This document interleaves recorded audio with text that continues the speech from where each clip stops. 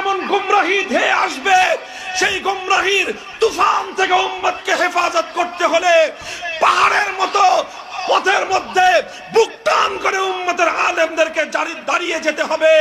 আর সেই পাহাড়ের মতো দাঁড়িয়ে থাকতে গিয়ে অনেক সময় বুকের রক্ত দিতে হবে, জীবন দিতে হবে, উম্মতের আলেমদেরকে সেজন্য প্রস্তুত থাকতে হবে। যারা বলে হুজুরদেরকে ইসলাম হেফাজতের দায়িত্ব দিয়েছে কে? এরা হলো নাদানের ঘরের নাদান। হুজুরদেরকে ইসলাম হেফাজতের দায়িত্ব দিয়েছেন স্বয়ং আল্লাহ। আল্লাহ বলেছেন ইন তানসুরুল্লাহ ইয়ানসুরকুম, যদি তোমরা আল্লাহকে সাহায্য করো আল্লাহ তোমাদেরকে সাহায্য করবেন। আল্লাহর দ্বীনের বিরোধী একটা কার্যকলাপ যদি পরিচালিত হয়, সর্বপ্রথম আল্লাহর আদালতে সেজন্য জবাব দিতে হবে আলেমদেরকে। আল্লাহর জমিনে আল্লাহর দ্বীনের গৌরব যদি ভুলুণ্ঠিত হয়, সর্বপ্রথম সেজন্য জবাব দিতে হবে আলেমদেরকে। আল্লাহর নবীর বিরুদ্ধে যদি কেউ কটূক্তি করে, সেজন্য নবীর কাছে সর্বপ্রথম লজ্জিত হতে হবে আলেমদেরকে। নবীকে গালি দিলে অন্য কারো হৃদয় থেকে রক্ত ঝরুক আর না ঝরুক, যাদের কাঁধে নবুয়তের উত্তরাধিকারের জোয়াব, তারা কোনোদিন নীরব থাকতে পারে না, নিস্তব্ধ থাকতে পারে না। রাজনৈতিক নেতার কথা মানতে গিয়ে খবরদার খবরদার, আলেম সমাজের বিরুদ্ধে কখনো মাঠে নামবে না, আলেম সমাজের বিপক্ষে অবস্থান নিবে না। বরং যেই দল আর যেই নেতা জনগণকে আলেমদের বিপক্ষে ডাক দেয়, হে নবীর উম্মতেরা, যদি নবীকে নবী বলে মেনে থাকো, তুমি সেই দল আর সেই নেতাকে তালাক দিবা। খবরদার আলেমদের বিপক্ষে মাঠে নামবা না। খবরদার খবরদার খবরদার, আলেমদের পিছু ছেড়ে অন্য কারো আনুগত্য করবে না। যারা তোমাদেরকে আলেমদের বিপক্ষে ডাকবে, তাদের কপালে লাঠি মারবে, লাঠি মারবে, লাঠি মারবে। অশ্রু আর ঘাম ঝরানোর পর প্রয়োজনে উম্মতের হেদায়েতকে হেফাজত করবার জন্য, উম্মতকে সরল সঠিক পথে রাখার জন্য, গোমরাহি আর পথভ্রষ্টতাকে দমন করবার জন্য বুকের তাজা রক্ত কাতরে ঢেলে দিতে হবে। উম্মতের আলেমরা যদি এভাবে হকের পথে অটল থাকে আর আপনাদেরকে এভাবে সঠিক পথের পরিচালনায় নির্দিক নির্দেশনা দিতে থাকে, আহ্বান করতে থাকে, হে মাধবপুরের জনগণ, আপনারা আলেমদের সাথে থাকবেন তো?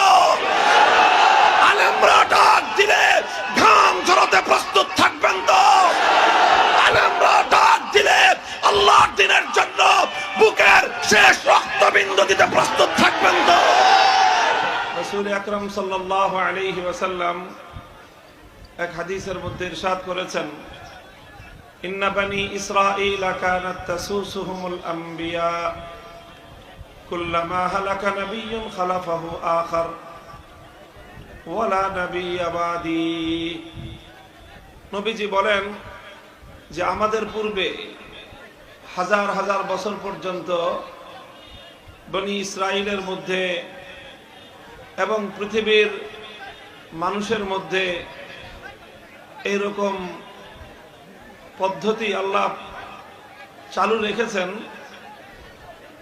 যে আল্লাহর পক্ষ থেকে প্রেরিত নবী আলাইহিমুস সালামগণ তারা মানুষের নেতৃত্ব দিতেন, জাতিকে তারা নেতৃত্ব দিতেন, বিশ্বকে তারা নেতৃত্ব দিতেন।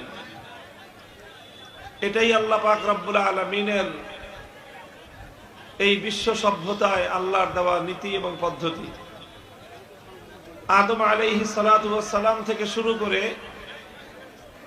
এভাবেই হাজার হাজার বছর পর্যন্ত পৃথিবী অগ্রসর হয়েছে, বিশ্ব সভ্যতা নির্মিত হয়েছে আল্লাহর পক্ষ থেকে প্রেরিত মহামানব হযরত আম্বিয়ায়ে কেরাম আলাইহিমুস সালামদের মাধ্যমে। এই পৃথিবীতে যা কিছু আমরা কল্যাণকর দেখি, এগুলো গোড়াপত্তন হয়েছে এবং এগুলো প্রতিষ্ঠিত হয়েছে নবীদের হাতে। এভাবেই হাজার হাজার বছর পর্যন্ত পৃথিবী চলেছে। মানব জাতির নেতৃত্ব, মানুষের পথ প্রদর্শনের দায়িত্ব এটা পালন করেছেন নবীগণ। নবী আলাইহিস সালাতু ওয়াস সালাম বলেন, এইভাবে নবীদের যে আগমন, সেই আগমনের ধারা আমার পর্যন্ত চলে এসেছে এবং আমিও আমার উম্মতের নেতৃত্ব দিচ্ছি। এরপর আল্লাহর নবী বলেন, ওয়ালা নাবিয়্যা বা'দি, আমি হলাম সর্বশেষ নবী, আমার পরে পৃথিবীতে আর কোন নবী আসবে না। এই যে আল্লাহ রাসূল সাল্লাল্লাহু আলাইহি ওয়াসাল্লাম যে বললেন যে আমার আগে জাতির নেতৃত্ব দিত কারা? নবীগণ। আমার পর্যন্ত উম্মতের নেতৃত্বের দায়িত্ব কাদের হাতে? নবীদের হাতে। কাদের হাতে? নবীদের হাতে। নবীগণ জাতিকে পরিচালনা করেন, মানুষকে তারা নেতৃত্ব দেন। আল্লাহর নবী বলতেছেন, ওয়া আনা খাতামুন নাবিয়্যিন ওয়ালা নাবিয়্যা বা'দি, আমি হলাম সর্বশেষ নবী, আমার পরে আর কোন নবী আসবে না। সর্বশেষ নবী আমাদের নবী।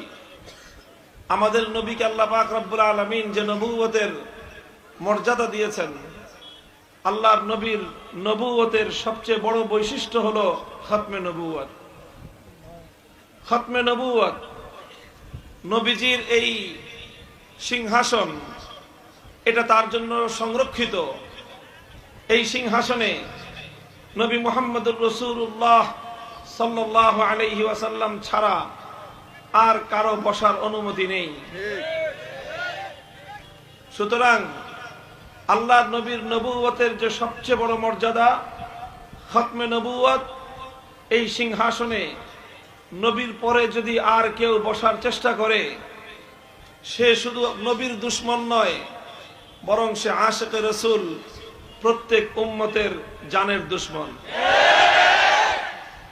এই জন্য উম্মতের দায়িত্ব আর কর্তব্য হলো, যারা নবীকে ভালোবাসে, যারা নবীর কাছ থেকে শাফাআতের প্রত্যাশা রাখে, যারা নবীজির কাছ থেকে হাউজে কাউসারের পানি নিয়ে নিজেদের পিপাসা জনমের তরে নিবারণ করার আশায় বুক বেঁধে আছে, তাদের জন্য করণীয় হলো রাসূল আকরাম সাল্লাল্লাহু আলাইহি ওয়াসাল্লামের এই খতমে নবুয়তের সিংহাসনকে এবং এই সিংহাসনের মর্যাদাকে যে কোনো মূল্যে হেফাজত করা। এটা প্রত্যেক উম্মতের দায়িত্ব। কোন কুলাঙ্গার যদি আল্লাহর নবীর এই ইজ্জতের সুমহান আসনকে কলঙ্কিত করতে চায়, তাহলে নবীর সেই দুশমনের হাত থেকে এই সিংহাসনকে হেফাজত করার জন্য আল্লাহর নবীর উম্মতরা যে কোনো ত্যাগ এবং কোরবানি স্বীকার করতে প্রস্তুত থাকতে হবে। এ দায়িত্ব মুসলমানদের শাসক বর্গের। যারা মুসলমানদের শাসনের দায়িত্ব নিবে, তাদের দায়িত্ব আর কর্তব্য হলো মুসলিম জাতির প্রাণের চেয়ে বেশি প্রিয় তাদের নবীর ইজ্জতের এই সুমহান আসন খতমে নবুয়তকে সকল দুশমনদের হাত থেকে রক্ষা করা। মির্জা গোলাম আহমদ কাদিয়ানী ইতিহাসের ঘৃণ্যতম এক কুলাঙ্গার, নরকের কীট।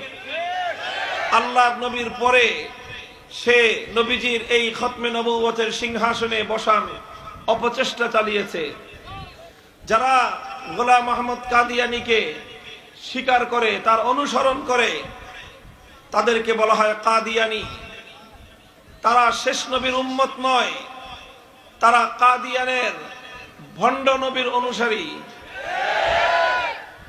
তাদেরকে মুসলমানদের থেকে আলাদা করে দেওয়া, তাদেরকে তাদের ধর্মীয় পরিচয়, ভণ্ডামির পরিচয়ের দ্বারা পরিচিত করা, এটা হলো প্রত্যেক মুসলমানের